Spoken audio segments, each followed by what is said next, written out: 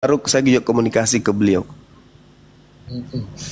Jadi informasi untuk Kang Dito, Dinda Yonatan dan yang lain yang belum tahu, ada hamba Allah yang mau wakaf tanah 6.800 meter di kota Medan ini. Masya Allah. Allahu Akbar. Masya Allah.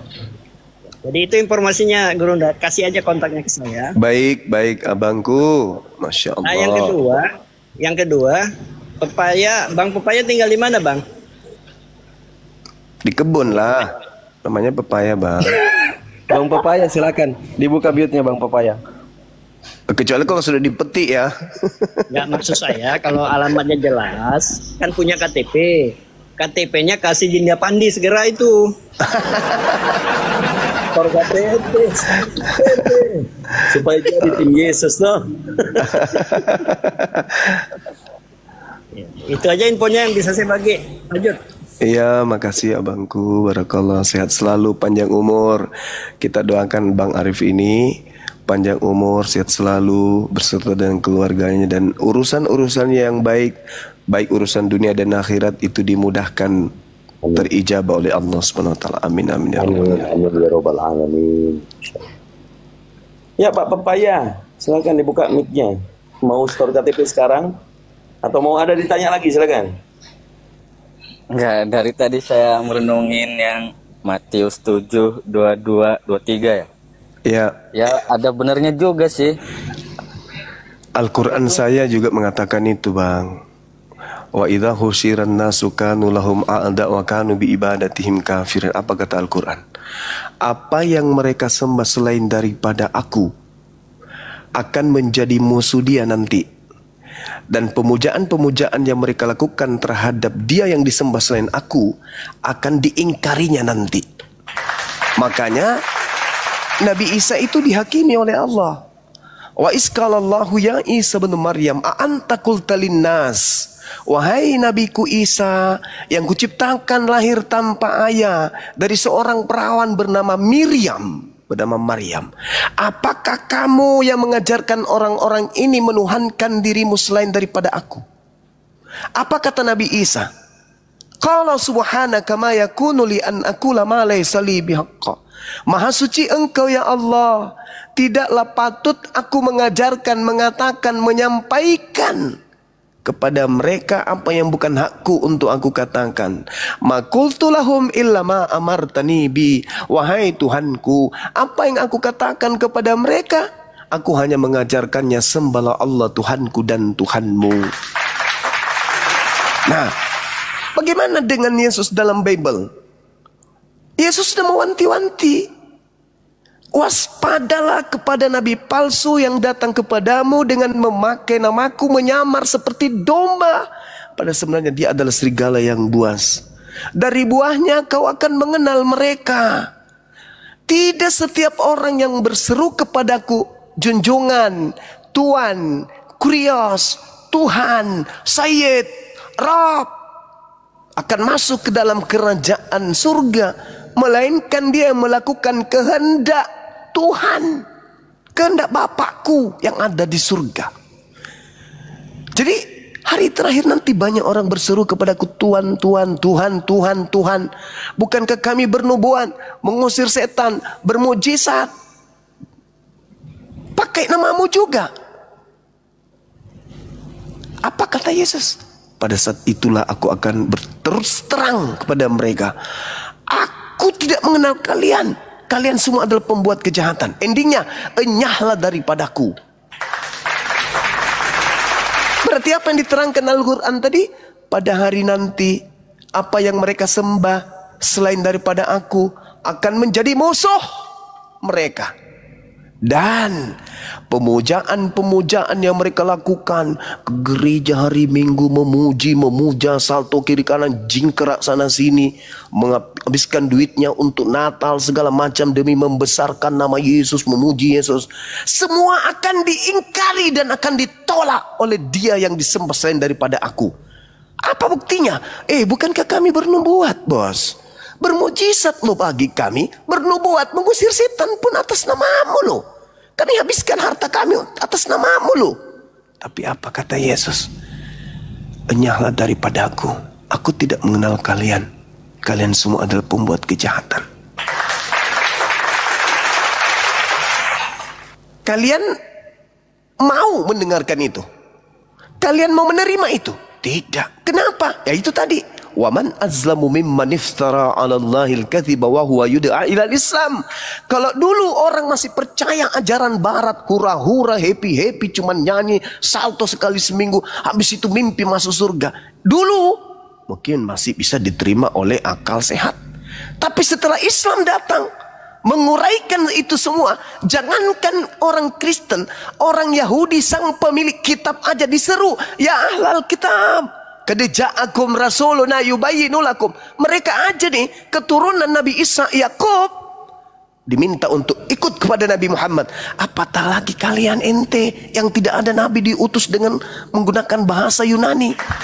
Tidak ada nabi yang diutus mengajarkan menyembah kepada korban yang ditumbalkan di atas salib. Tidak ada nabi yang mengajarkan kemudian menyembah kepada 3 pribadi sembahan. Tak ada. Oleh karena itulah kata Allah, mereka adalah orang zalim yang sudah datang Islam untuk menyelamatkan mereka, tapi tetap aja ditolak. Mereka lebih percaya kepada sivilisasi yang datang kepada mereka daripada Nabiullah yang datang sebagai rahmatan lil alamin. Itu fakta kawan, itu fakta. Sekarang terakhir sebelum saya izin, di dalam Yohanes 12 nomor 48. Camkan baik-baik. Saya bukannya mencomot data, enggak. Tapi boleh Anda uji data saya ini. Yohanes berkata begini. Dia menulis sebuah kesaksian. Kesaksian itu diterima dan itu ternyata ucapan Yesus. Konon nih, konon. Apa yang disampaikan Yesus menurut kesaksian penulis Yohanes?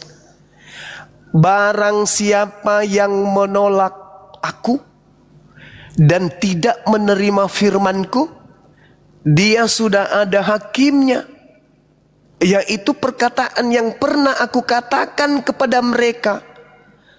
Firman itulah, perkataan itulah kelak yang akan menjadi hakimnya di akhir zaman. Oke? Anda paham, saya paham.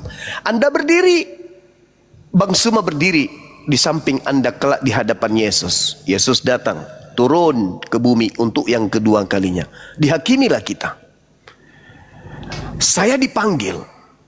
Ente yang namanya Bang Suma, ya, yang paling sering kemudian menyampaikan berita-berita tentang aku melalui cerita-cerita Bible yang disusun oleh orang Roma kepada bangsa Roma Yunani dan langsung ke negaramu. Iya, betul paman. Tos dulu, tos. Kamu terlalu banyak kemudian memberikan pengarahan pencerahan kepada orang-orang berdasarkan pengajaranku yang masih disaksikan oleh orang-orang yang bersaksi kepada penulis Bible. Iya, betul. Terima kasih, bro. Yes, namamu siapa? Bang Suma. Oke, sip. Aku mau tanya Bang Suma. Silakan, paman. Ketika kemudian dunia mempertontonkan orang-orang yang menyembah aku, kehidupan dunianya jauh lebih maju daripadamu. Mereka lebih dulu menemukan dan merasakan nikmatnya dunia daripadamu. Kau lihat mereka bahagia. Mereka menikmati hidup di dunia begitu sempurna. Mereka mau makan apa saja, mereka mau menikmati apa saja, mau jalan-jalan kemana saja. Mereka mencapai kesuksesan duniawi. Kenapa ente tidak ikut kepada mereka? Mereka menuhankan aku. Kenapa kamu kagak? Saya dengan santainya menjawab, Saudara Yesus, aku mau nanya, boleh mereka mencapai kebahagiaan dunia? Boleh. Dan sedikit pun aku tidak iri dan cemburu untuk itu. Tapi izinkan saya bertanya, adakah ente mengajarkan untuk menuhankan dirimu di samping daripada Elohim yang mengutusmu? Adakah itu? Kalau ada, di mana itu tertulis perintah itu? Adakah ente mengajarkan orang-orang ini mengatakan engkau itu mati dengan jalan kutuk demi dosa-dosa mereka? Adakah ente mengajarkan mereka untuk ibadah minggu? Adakah ente mengajarkan mereka untuk Natalan? Adakah ente mengajarkan kemudian mereka untuk melakukan agar mereka percaya kepada sosok manusia yang bernama Paulus? Adakah? Tolong, kalau ada berarti aku salah. Saya gagal 2 kali. Gagal menjadi mereka penikmat-penikmat dunia. Dan gagal kemudian masuk ke dalam surga oleh karena tidak mengikuti pesanmu. Apakah ada ajaranmu, perkataanmu, ucapanmu, kurikulum, submateri pada saat kalau proses belajar mengajar kepada mereka? Adakah ajakanmu untuk menuhankan dirimu? Oh, kalau itu nggak ada. Lalu, apakah harus aku memperbodoh diri hanya karena kenikmatan sementara? Di ujung kehidupan mereka kena tumor, kena ginjal, cuci darah, benjol kepalanya, botak, gugur rambutnya, giginya hancur semuanya. Aku mau ikut kenikmatan semua seperti itu? Oh no, bukankah kamu sendiri yang mengatakan, barang siapa yang menolak aku, dia sudah ada hakimnya, yaitu perkataan yang pernah aku ucapkan. Mana perkataanmu agar engkau dituhankan? Ada? Ada enggak? Enggak ada, Bang Suma. Lalu kau mau menghakimi aku? Oh ya enggak lah, kan aku menghakimi berdasarkan perkataanku sendiri. Barang siapa yang menolak aku, dia sudah ada hakimnya, yaitu perkataan yang pernah aku ucapkan kepada mereka. Perkataan itulah kelak akan yang menjadi hakim untuk mereka. Nah, mana ucapan itu? Adakah? Bukankah kau mengatakan bahwa barang siapa hidup keagamaannya tidak lebih baik dari ahli Taurat, maka dia tidak akan masuk surga? Ahli Taurat, hidup keagamaannya, syariatnya belum sempurna, bukan?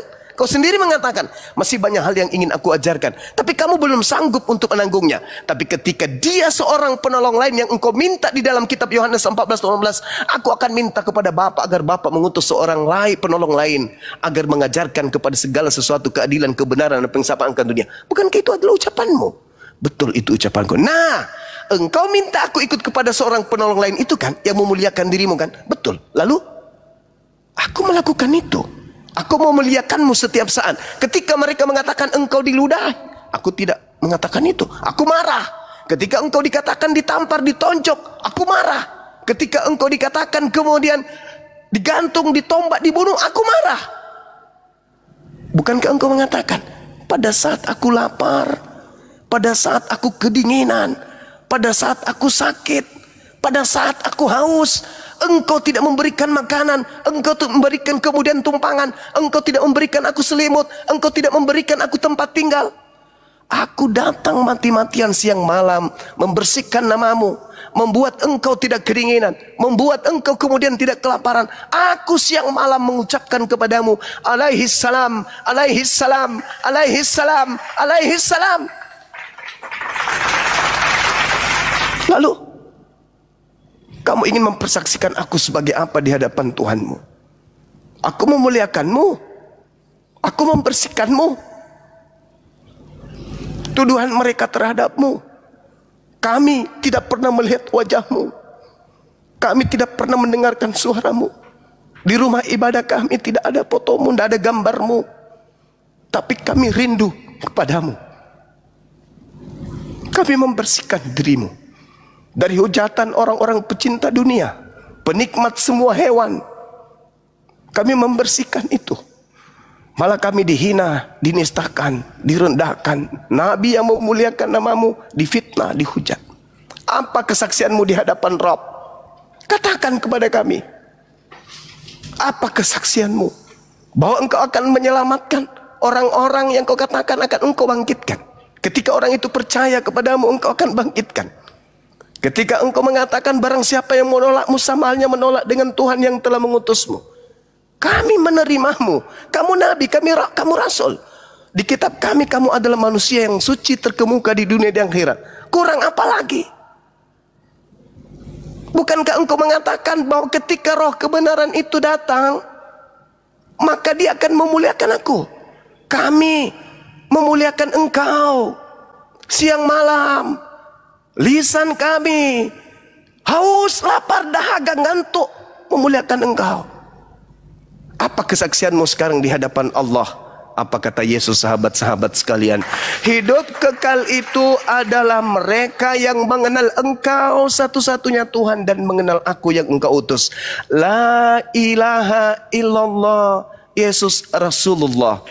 Silakan wahai semua, kada aflahal mu'minun. Keberuntungan memang ada pada orang-orang yang mukmin. Silakan ikuti Nabi Muhammad, Rasulullah Muhammad sallallahu alaihi wasallam, seorang penolong lain yang datang setelahku. Selesai. Lalu dipanggil saudara pepaya. Saudara Pepaya, ya paman,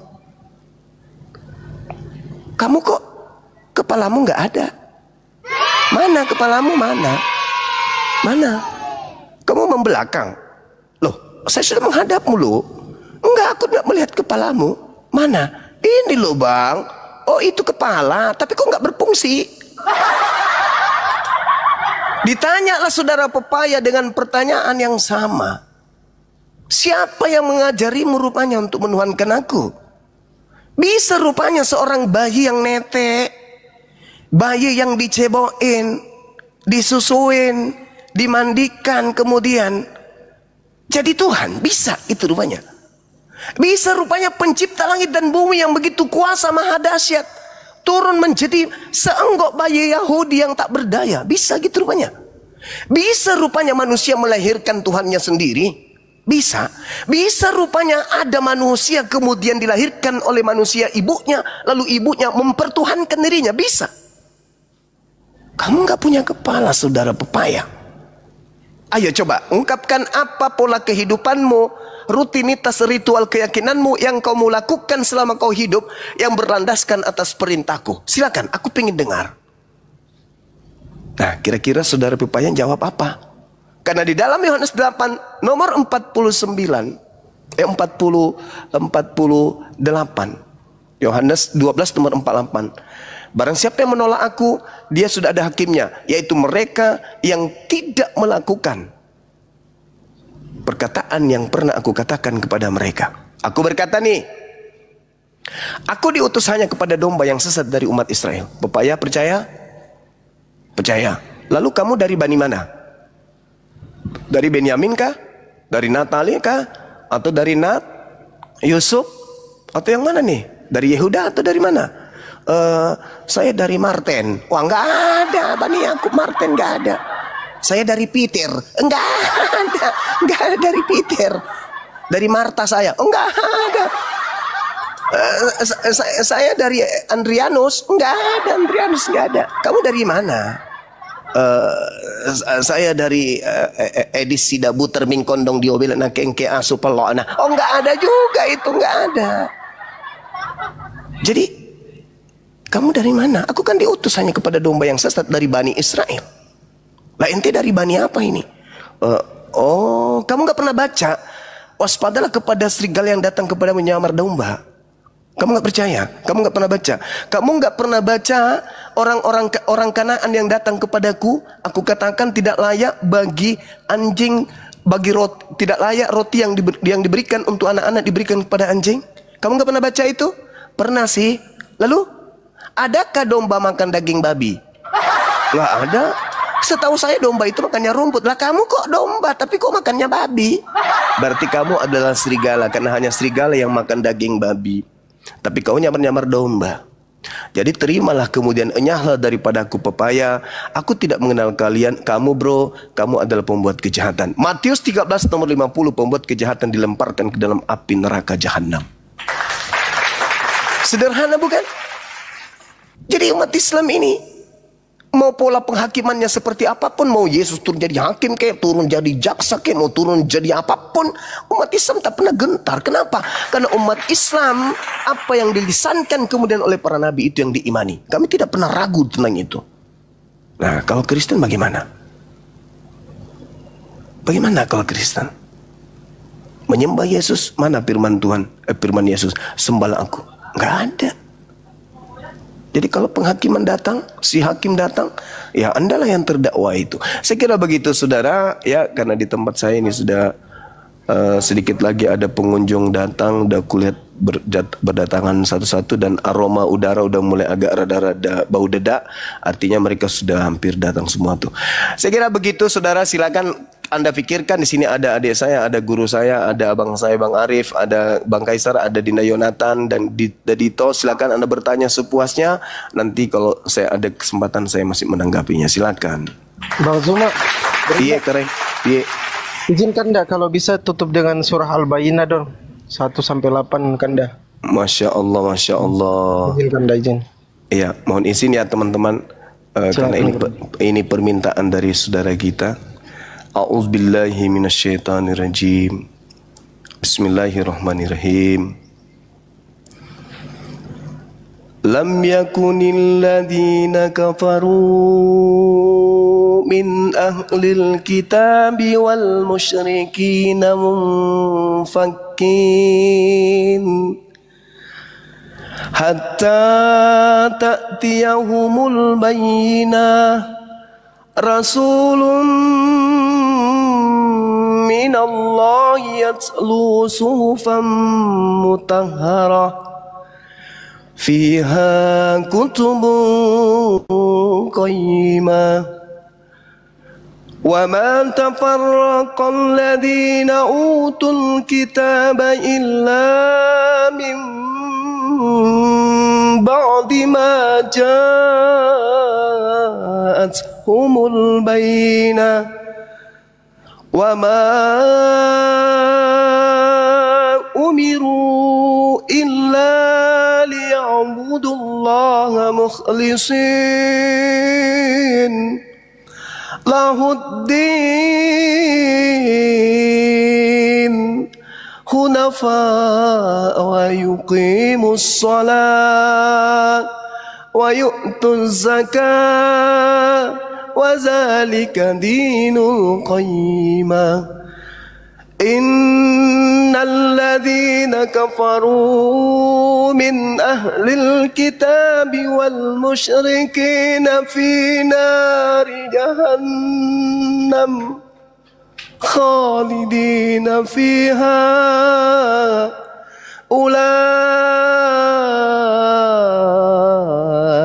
hum syarrul bariyah innal ladzina amanu wa amilus salihati ulaika hum khairul bariyah jazaa'uhum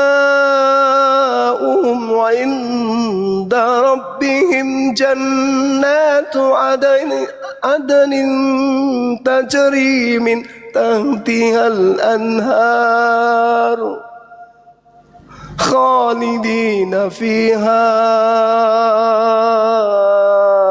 abada radiyallahu anhum wa radu an zalika liman khashiya rabbah sadaqallahul azim. Masya Allah. Maha benar Allah dengan segala firman-Nya. Allahu Akbar. Silakan Dinda Dito dilanjutkan dulu. Saya mau ngobrol sama teman yang ada di sini sebentar ya. Silakan. Baik Abang Da, Masya Allah. Mudah-mudahan yang kita semuanya mendengarkan lantunan ayat suci Al-Quran surah Al-Anbiya, surah Al-Bayyinah, Masya Allah. Ini ada mistik ya.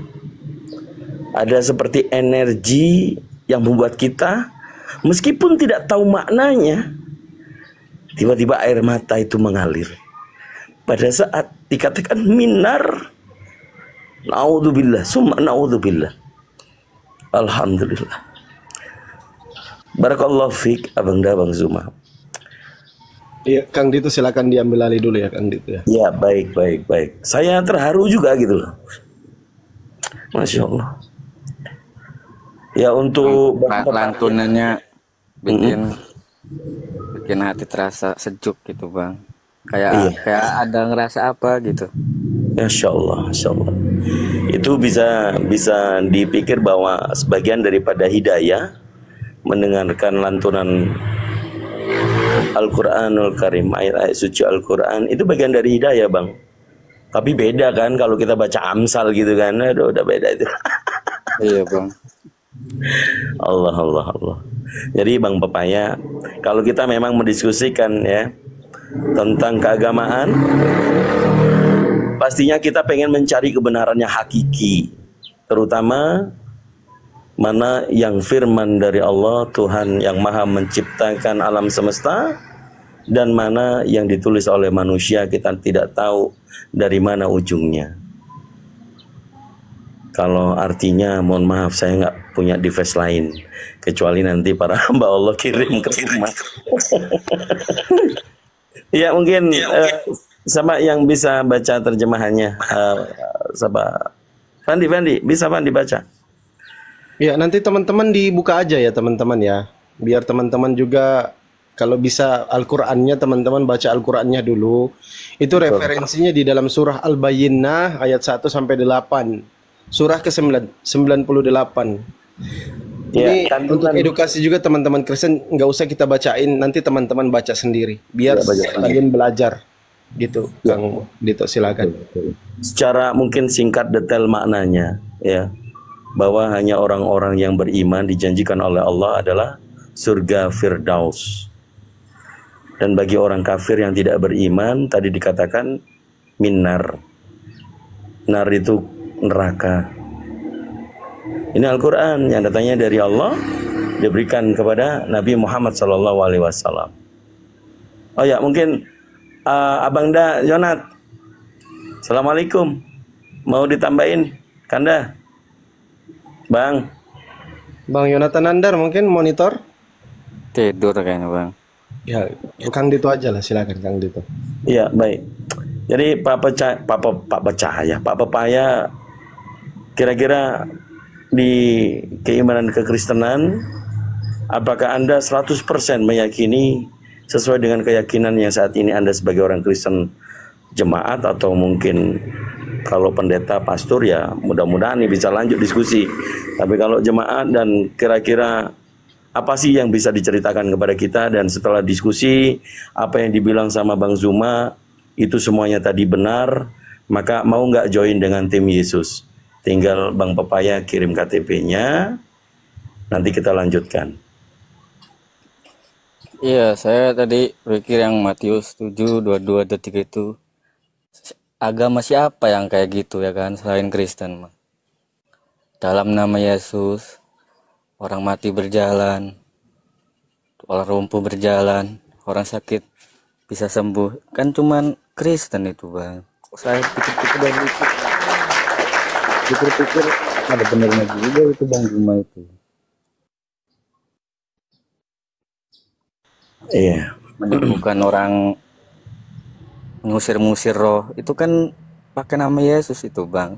Siapa agama lain selain itu gitu Bang? Saya dari tadi sedih mikirin gitu. Ya, kalau di tim Yesus, Bang Pepaya, kita semuanya yang mencintai Yesus. Kami semuanya tidak mengingkari ajaran Yesus atau Nabi Isa alaihissalam yang kemudian diberitahukan oleh Nabi kami, Nabi Muhammad SAW, bahwa beliau memang dimuliakan. Tidak benar, tidak komplit iman kami kalau tidak mengimani Nabi Isa alaihissalam. Gitu. Jadi contoh para mu'alaf kayak saya misalnya. Saya bukan mu'alaf ya, mukalaf ya. Ya saya bangga dengan Islam karena tuduhan-tuduhan yang kemudian Pak Pepaya mungkin melihat dari garis besar itu tadi semua benar ajaran Yesus. Setelah kemudian perbedaannya, ada satu manusia mengaku bertemu dengan Yesus itu, tetapi Yesus sudah memperingatkan bukan Yesus sendiri yang akan datang di padang gurun di bilik. Yesus sudah mengatakan Matius 24. Walaupun itu dalam mimpi juga ya Bang. Iya, walaupun dalam mimpi itu semuanya palsu. Karena Yesus sendiri yang mengatakan, waspadalah akan ada banyak penyesat yang akan menggunakan namaku dan mengaku aku sebagai Kristus. Jadi Yesus itu hanya kepada para murid pada zaman itu saja. Kemudian karena saking cintanya para murid, bahkan sudah ada yang dikatakan akan menyangkal dia setelahnya, mendirikan jemaat Batu Karang, disebut dengan Katolik. Apakah itu yang diajarkan Yesus? Tidak. Kemudian muncul lagi abad 16 Protestan. Apakah itu yang diajarkan Yesus? Tidak.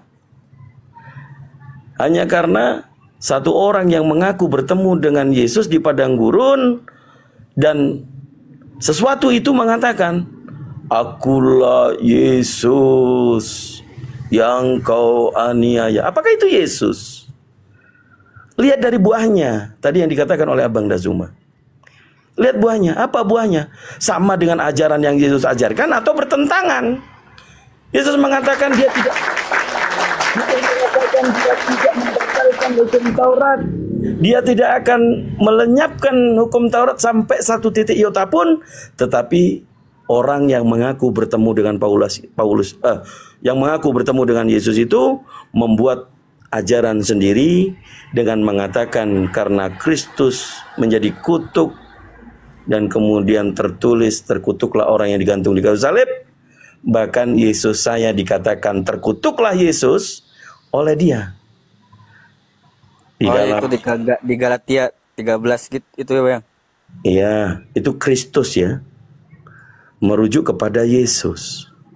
Kemudian dia juga mengatakan terkutuklah Yesus. 1 Korintus pasal 12 nomor 3. Di situ ada tertulis terkutuklah Yesus katanya melalui Roh Kudus. Nah, ini tulisan orang ini. Maka jelas kami tim Yesus, apa yang keluar dari mulut Yesus sendiri itulah ajarannya. Tidak ada satupun perkataan Yesus untuk menuhankan dia.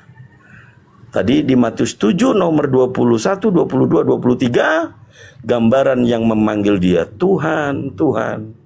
Ternyata Yesus nggak kenal. Diusir, nyala kau daripadaku, para pembuat kejahatan. Jadi kalau masih belum tahu Pak Pepaya ini membedakan ini timnya Yesus yang bagaimana, timnya Paulus bagaimana, dan Bapak kelihatannya lebih cenderung ke Paulus atau mengikuti ajaran Yesus. Yesus itu manusia, Pak. Bagaimana melihat dituduh, katanya diludahi, ditampar. Bagaimana kami tim Yesus ini juga merasa tersakiti. Tidaklah benar orang yang kemudian melihat penyalipan itu, kemudian dia justru memuliakan. Bagi kami yang melihat dan mencintai Yesus, itu penghujatan bagi kami, penistaan bagi kami. Tapi bagi kalian tim Paulus, memuliakan karena menebus dosa. Ini perbedaan, Pak. Tapi kalau mau dilanjut lagi, silakan Bapak narasi. Kenapa Bapak masih bertahan di dalam ajaran Paulus? Sementara Yesus sendiri tidak pernah mengatakan, wahai umatku, wahai murid-muridku, jadilah kalian Kristen. Nggak ada. Tapi yang mengatakan Kristen adalah orang-orang yang di Antioquia, menyebut pengikut Yesus dengan Kristen. Itu olokan, Pak.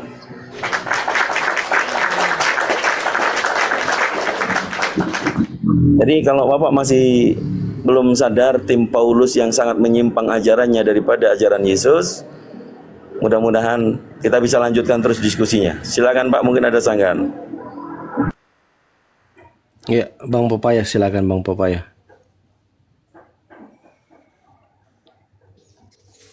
Enggak Bang, semua yang perkataan Bang Juma itu benar. Penjelasannya juga masuk gitu, enak didengarnya juga, gampang dipahamin.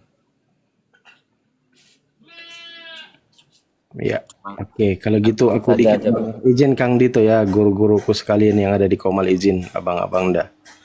Jadi Bang Pepaya, di dalam Al-Quran Nur Karim itu dijelaskan di dalam surah An-Nisa ayat 120, Bang Pepaya.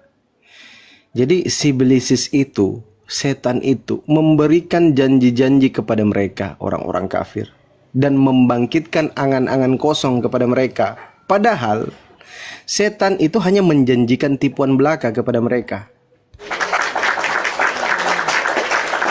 Kenapa saya katakan demikian? Saya sampaikan ayat ini Bang, karena tengoklah di dalam Kisah Para Pewarta 9 nomor 5, di situ ada sosok yang mengaku Yesus dan bertemu dengan Paulus. Nah kita uji, ini betul nggak ini angan-angan ini? Angan-angan palsu atau cita-cita, mimpi atau halusinasi, mari kita uji. Ada pertemuan. Padahal Yesus sudah berpesan kepada murid-murid, hei, Waspadalah terhadap ragi, Lukas 12:1. Apa itu ragi, Paman? Kemunafikan orang Farisi. KPR 23 nomor 6, Paulus mengaku orang Saduki, orang Farisi. Berikutnya, coba kita menyelam lagi ke dalam ya. Yesus mewarning lagi, mewanti-wanti lagi murid-muridnya. Kalau ada orang mengaku bertemu dengan aku, mengatakan aku ada di sini, aku ada di sana, jangan kau percaya. Tetapi teman-teman Kristen 99,9% meyakini bahwa pertemuan Kakanda Paulus di Damsik dengan Yesus ini adalah pertemuan Paulus dengan Yesus. Padahal kalau kita uji, Bang, ini bisa merupakan Yesus palsu yang ditemui oleh Paulus. Karena Yesus sudah mewanti-wanti kepada umat murid-muridnya termasuk umat Kristen. Waspadalah supaya jangan ada orang yang menyesatkan kamu. Matius 24 nomor 4. Di warning teman-teman Kristen, hati-hati. Ada Mesias palsu, ada nabi-nabi palsu yang akan menyesatkan kalian. Nah, makanya di dalam surah Al-Bayyinah juga di dalam Al-Quran itu, Bang Pepaya. Bismillahirrahmanirrahim. Innallazina kafaru min ahlil kitabi wal musyrikina finari jahannam kholidina fiha ulaika hum syarrul bariyah. Kata Allah, sungguh orang-orang kafir dari golongan ahli kitab dan orang-orang musyrik akan masuk ke dalam neraka jahanam. Mereka akan kekal di dalamnya selama-lamanya. Mereka itu adalah sejahat-jahatnya makhluk. Ulaika hum syarrul bariyah. Makanya kenapa di dalam Matius 7:23 Yesus marah sama kalian.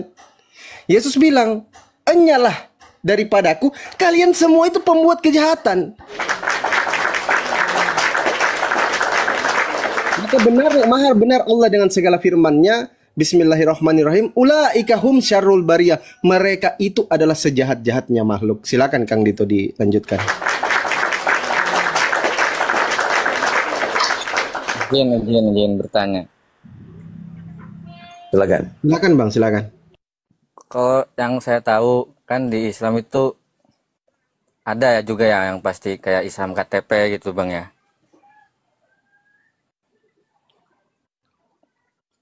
Kalau misalnya ada orang Islam nih yang dulunya meninggalin ibadahnya kayak sholat gitu, tapi dia tobat itu nanti apa sholat yang dulunya itu apa dilaksanakan lagi gitu Bang? Seperti saya mualaf, apakah nanti setelah mualaf sholat yang dulunya harus dikerjakan gitu? Gimana Bang? Iya. Mudah-mudahan bisa mewakili dan menjawab ya.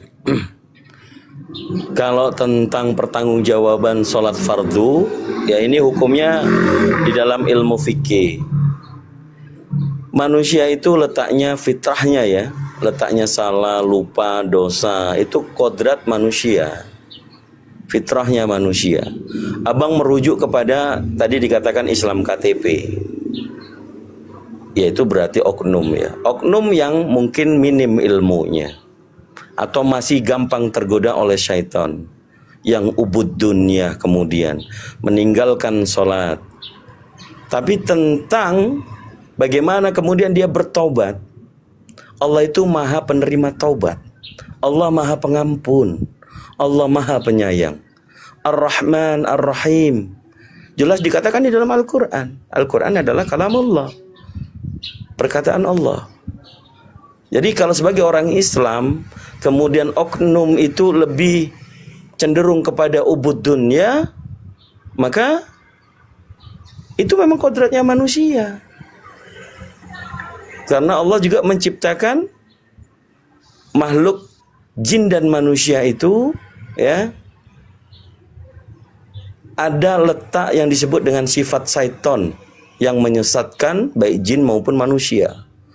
Tapi kalau kemudian dari orang yang tidak beriman, ya kita sebut kafir, tadi ya sempat saya dengarkan, kemudian menjadi Islam, janji Allah di dalam Al-Quran menghapus semua perbuatan sebelum dia beriman.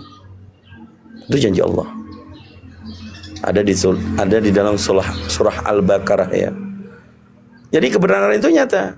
Makanya kebanyakan orang-orang Islam yang dari lahir pada saat melihat, mensaksikan ada yang mu'alaf, menjadi saksi pun juga akan membawakan pahala.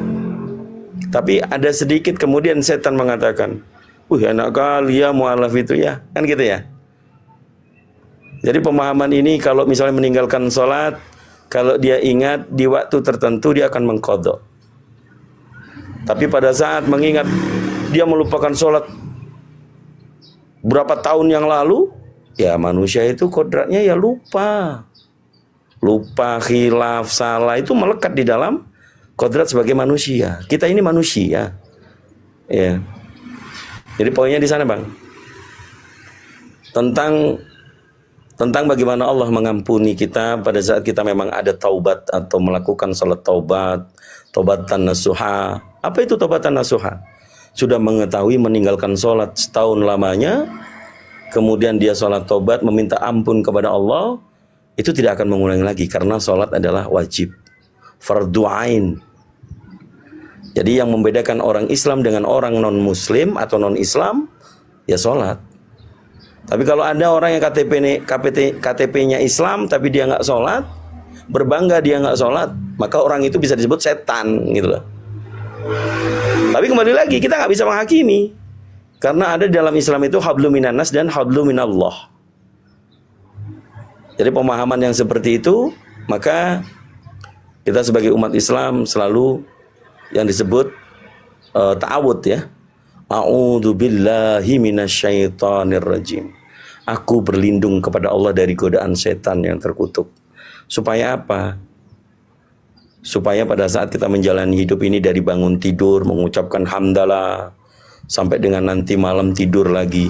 Jadi terjaga kehidupannya pun memang semata-mata hanya untuk beribadah kepada Allah. Begitupun juga makhluk yang lainnya. Gitu Bang Bapak ya. Ada lagi? Izin nambahin kalau bisa nih. Ya, silakan Bang Arif. Bismillahirrahmanirrahim. Jadi intinya kalau dalam ajaran Islam, dosa itu ditanggung masing-masing, nggak ada yang nembus. Nah, tapi bagaimana untuk supaya kita tidak berdosa? Allah berjanji, tubu ilallah taubatan nasuha. Jadi bertobatlah kepada Allah dengan tobat yang sebenar-benarnya. Saya ingin katakan begini, bahwa dalam surat Al-Anfal tadi sudah dikatakan oleh Kang Rito, saya tambahkan, Bismillahirrahmanirrahim, qul lil ladzina kafaru yantahu yughfar lahum ma qad salaf.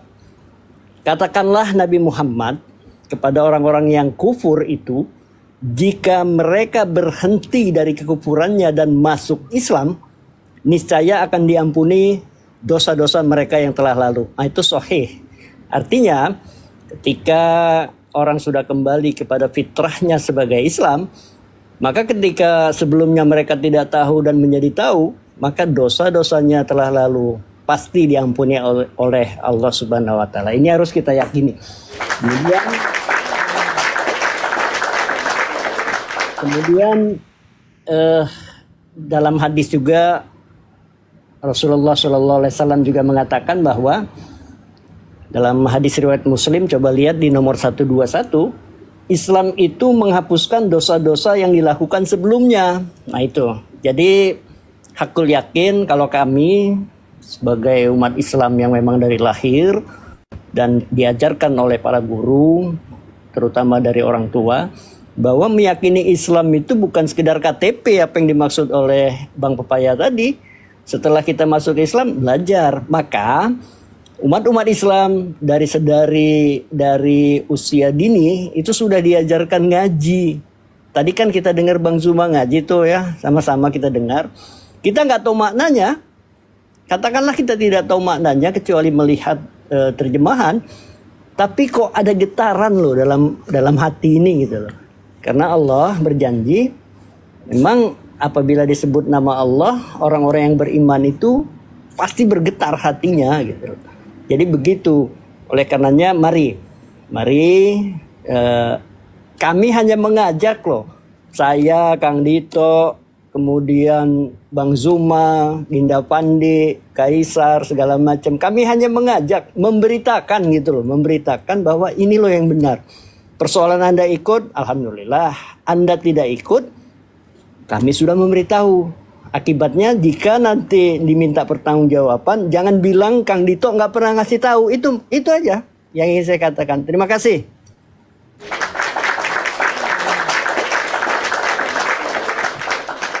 Barakallahu fikum. Ma'arif. Oke Bang, boleh saya nanya lagi Bang? Maaf ini banyak nanya. Enggak apa-apa, enggak apa-apa. Daripada malu bertanya nanti beranak dalam kubur kan gak enak juga tuh kan? Saya pernah dengar dari teman-teman Muslim juga itu.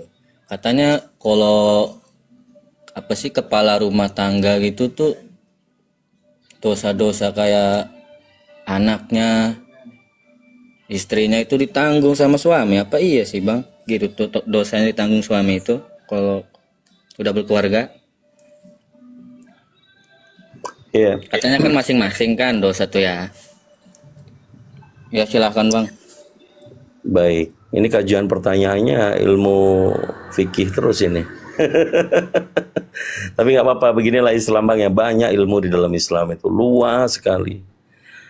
Itu tentang syariat juga, bahwa setiap pemimpin, bukan hanya kepala rumah tangga di keluarga, pemimpin perusahaan, bahkan presiden, ya, supaya tidak terkena yang namanya fitnah atau dikatakan zalim, maka mempertanggungjawabkan itu loh. Kalau sebagai pemimpin kemudian lengah terhadap rakyatnya atau bawahannya ini merasa terzolimi, waktunya gajian nggak digaji, nah tanggung jawabnya ya pasti akan bisa kita simpulkan apa yang terjadi. Tapi kalau dalam hukum fikih, kalau seorang suami, kenapa suami itu masih bertanggung jawab dan harus memuliakan ibundanya?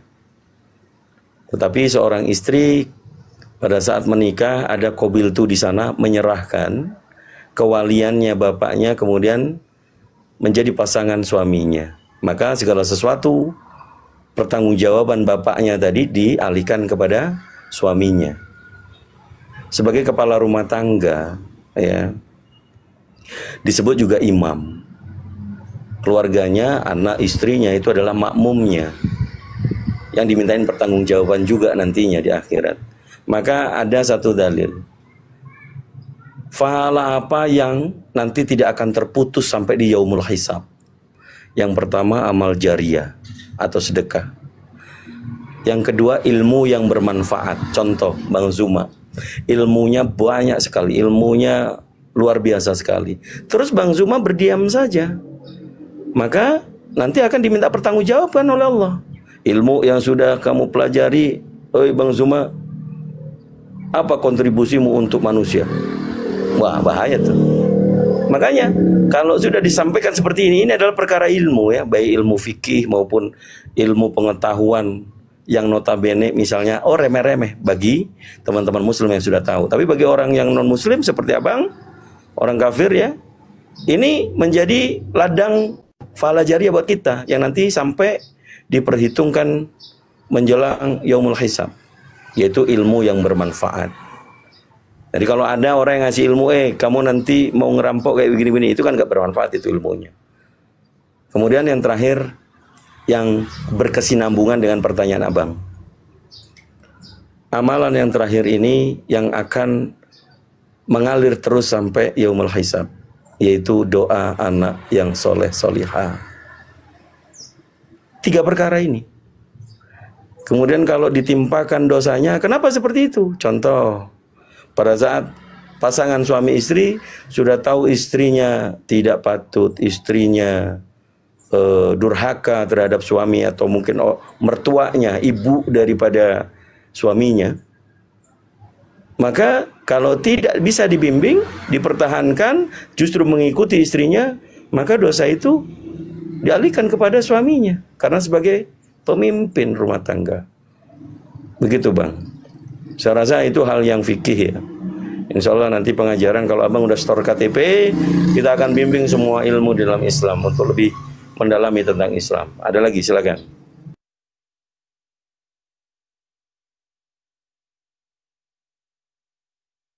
Terakhir nih Bang, terakhir. Ya, boleh Bang. Orang teman-teman banyak Muslim, jadi saya sedikit-sedikit tahu gitu tentang Islam gitu. Keliling-keliling itu Muslim semua. Gitu.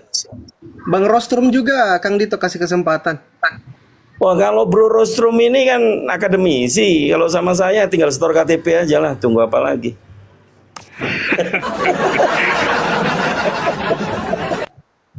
Iya, jalurnya sama, akademisi. Gitu.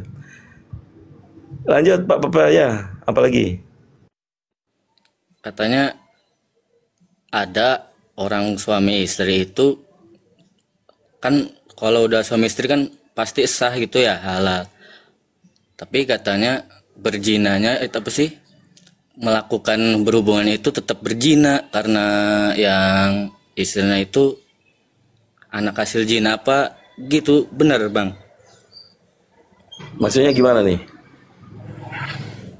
Nih, kan udah suami istri tapi berhubungannya gitu nggak sah gitu, berhubungan badannya itu berzina karena yang istrinya itu anak dari hasil zina gitu Bang. Apa iya benar gitu Bang? Oh, maksudnya misalnya sebelum menikah kemudian MD. Iya, nggak tahu latar belakangnya gitu tuh Bang. Gitu ya. Ya, banyak mazhab atau keilmuan yang membahas tentang fikih itu, tapi yang paling penting ya, kita akan berhubungan suami istri dianggap zina itu karena beda agama. Misalnya yang perempuannya muslim, yang laki-lakinya kafir. Nah, itu yang dikatakan zina. Jadi kalau ada pernikahan beda iman atau beda agama, yaitu disebut bukan hal yang halal tapi dianggap zina. Ya kan? Jadi pemahaman kita kalau dalam hal ini menyampaikan untuk teman-teman muslim muslimah, kemudian imannya justru berbelok dan membiarkan pasangannya tetap kafir, tidak seiman, maka pernikahannya zina.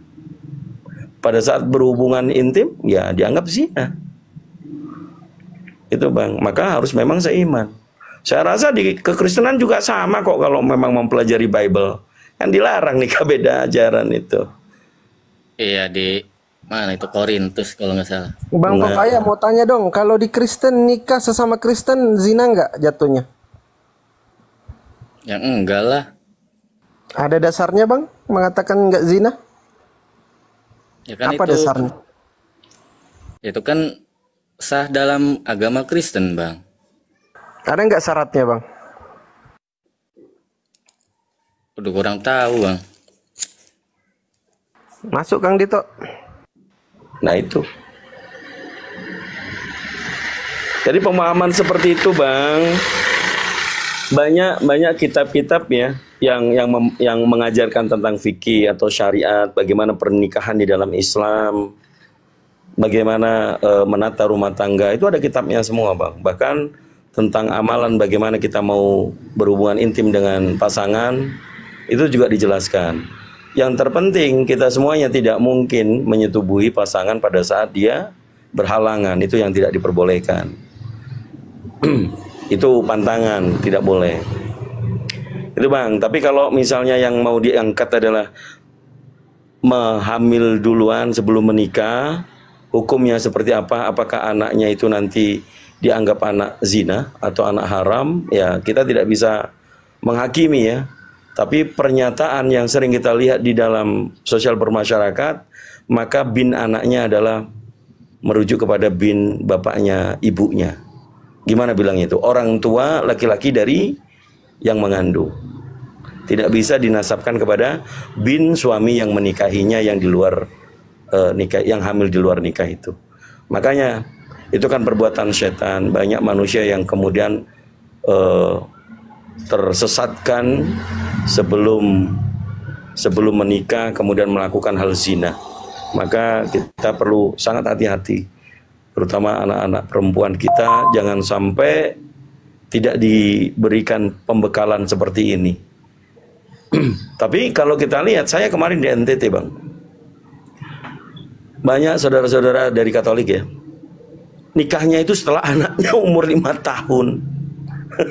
Itu banyak, itu banyak. Dan ini ya saya nggak tahu ya, tidak menghakimi dari ajaran agama yang lain, tetapi itu ngeri gitu loh, ya. Bagaimana ajaran itu tidak diajarkan di dalam agama tersebut. Yang pastinya kalau misalnya dianggap pertanyaan Pak Pepaya seperti itu, bagaimana saya berbicara kemudian menyakiti mereka gitu ya. Karena itu fakta. Fakta. Jadi anaknya sudah lahir karena alasannya banyak, itu apa itu belis ya. Belis belum lunas atau mungkin belisnya ketinggian, maka